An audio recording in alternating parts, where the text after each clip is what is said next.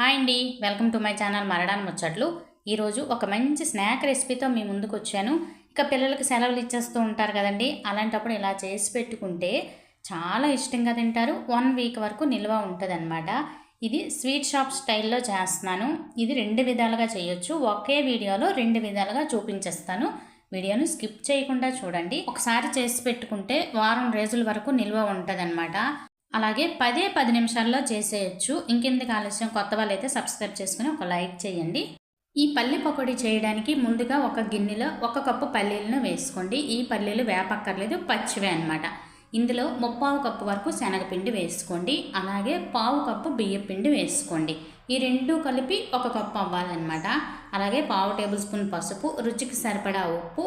మనం తినే కారాన్ని బట్టి కారం వేసుకోండి. నేను కొంచెమే వేస్తున్నాను, ఎందుకంటే ఇందులో పచ్చిమిర్చి వేసుకుంటాను కాబట్టి. నెక్స్ట్ 1/2 టేబుల్ స్పూన్ అల్లం వెల్లుల్లి పేస్టు, 1/2 టేబుల్ స్పూన్ జీలకర్ర పొడి, 1/2 టేబుల్ స్పూన్ ధనియాల పొడి, 1/2 టేబుల్ స్పూన్ గరం మసాలా వేసేసి వీటన్నింటినీ ఒకసారి కలిపేయండి. ఈ కలుపుతున్నప్పుడే మీకు తెలిసిపోద్ది. ఒకవేళ పిండి ఎక్కువైతే పల్లీలు వేసుకోండి, లేదా ఇలా తెలియకపోతే వాటర్ వేసి కలిపినప్పుడు కూడా మనకి తెలిసిపోద్ది అనమాట. ఇలా కలిపిన తర్వాత వాటర్ అంతా ఒకేసారి వేసేయకూడదు. కొంచెం కొంచెం వాటర్ వేసుకుంటూ పిండిని అడ్జస్ట్ చేసుకోవాలన్నమాట. మనం తీసుకున్న పిండికి పల్లీలకి 4 టేబుల్ స్పూన్ వాటర్ అయితే కరెక్ట్గా సరిపోద్ది. ఇలాగనమాట పొడి పొడిలు ఆడుతూ ఉండాలి. పల్లీలకి పిండి బాగా పట్టాలన్నమాట. ఒకదానికొకటి అంటుకోకుండా ఉండాలి. వీడియోలో చూపించినట్లు ఇలా కలపాలన్నమాట.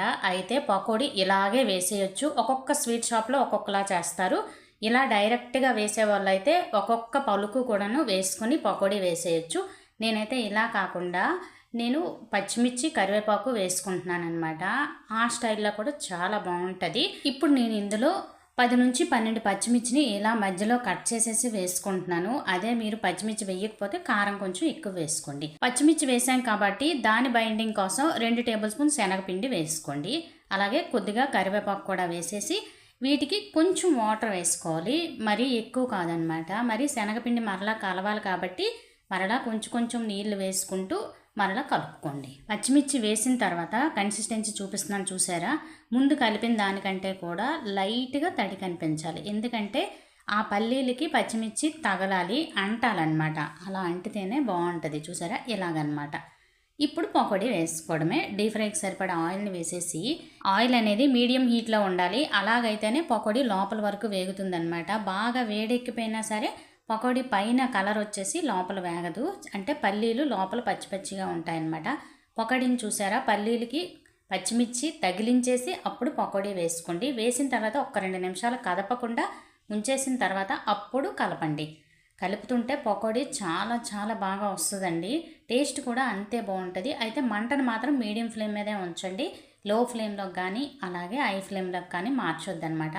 ఇలాగా లైట్గా కలర్ వస్తుంది అన్నప్పుడు మాత్రమే తీసేయండి. చూసారా, వీడియోలో చూపించినట్టు ఇలా వేగిపోవాలి. మనకి తెలిసిపోద్ది ఆ పకోడీ వేగినప్పుడే. పచ్చిమిర్చి కూడాను అలాగే వేగుతుంది అనమాట, మాడిపోకుండా.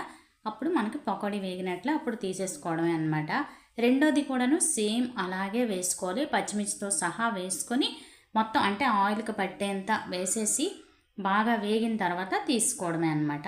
ఇప్పుడు పచ్చిమిర్చి వేసినప్పుడు పకోడీ చూపించాను కదా, అదే పిండిని అంటే అదే పలుకుల్ని ఒక్కొక్కటిగా మనం పచ్చిమిర్చి వేయకుండా ఇలా వేసుకోవచ్చు అని చెప్పాను కదా, ఇలాగనమాట. ఒక్కొక్కటిగా విడివిడిగా వేసుకుంటే ఒక్కొక్క స్వీట్ షాప్లో మనకు కనిపిస్తూ ఉంటుంది కదా పచ్చిమిర్చి కరివేపాకు లేకుండా. అలాంటి పకోడీ మనకు రెడీ అయిపోద్ది అనమాట. చూస్తుంటేనే చూసారా ఎంత క్రిస్పీగా ఎంత టేస్టీగా ఉందో.